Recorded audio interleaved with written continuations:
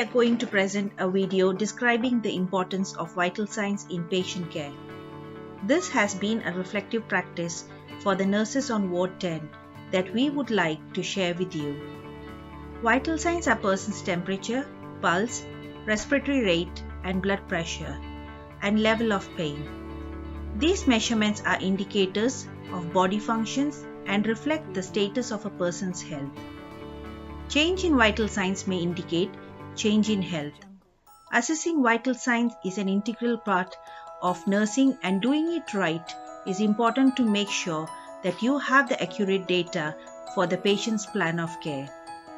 Documenting vital signs real time help nurses by triggering the modified early warning scoring system and thereby alerting nurses of any deterioration in patient's general condition.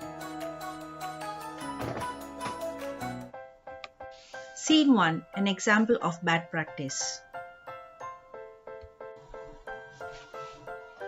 Scene 1. Nurse A comes for morning shift and receives endorsement from the night nurse. After rounding and repositioning her patient, sits down for documentation. Nurse A sees vitals and asks her if she could check the vital signs for her patients. Vitals agree and proceed to take the observations for Nurse A's patient. Vitals sit down to document her vital signs recording, but due to constant interruption, was unable to complete her task. Can you help me turn on my patient? Okay, I'll just finish this one. No. I need you now. No, because it's 1 hour late already. I haven't recorded this one. Come on. I need you now. Okay. Later during the day, the resident doctor comes to the unit to review Nurse A's patient, Miss J. So, what is the temperature this morning? I Can asked know the what- nurse to check the vitals. Let me go and have it. Yeah? During rounding, the doctor finds the patient is in bradycardia and cold to touch. The doctor asks the nurse for the baseline vital signs. The nurse goes out to check the vital signs documentation for Miss J.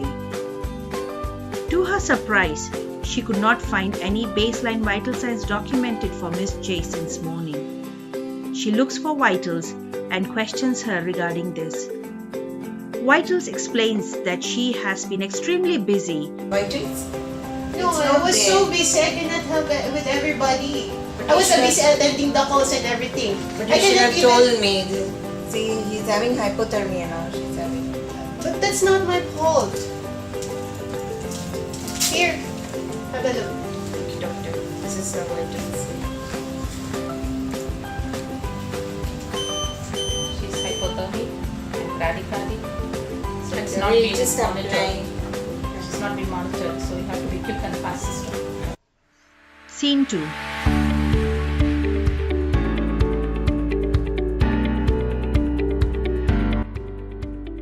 Nurse A comes for morning shift and receives endorsement from the night nurse. After rounding and repositioning her patient, before sitting down for documentation, she asks vitals if she could check the vital signs for her patients.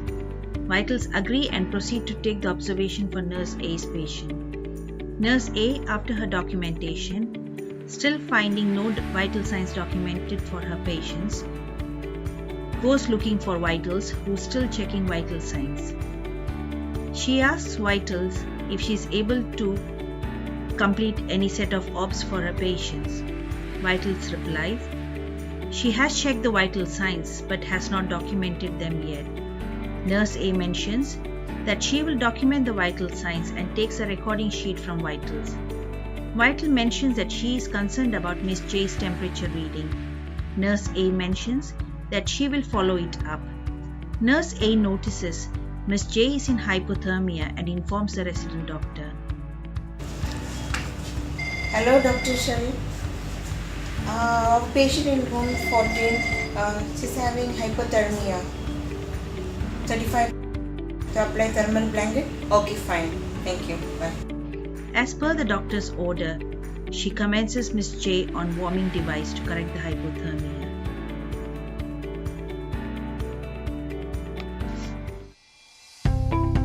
per the long-term care policy, vital signs must be checked daily and PRN for patient admitted under long-term care. This practice was not followed for an individual patient on Ward 10, leading to the change in practice, since which vital signs have been strictly monitored twice a day and PRN for the patients, depending on the patient's condition.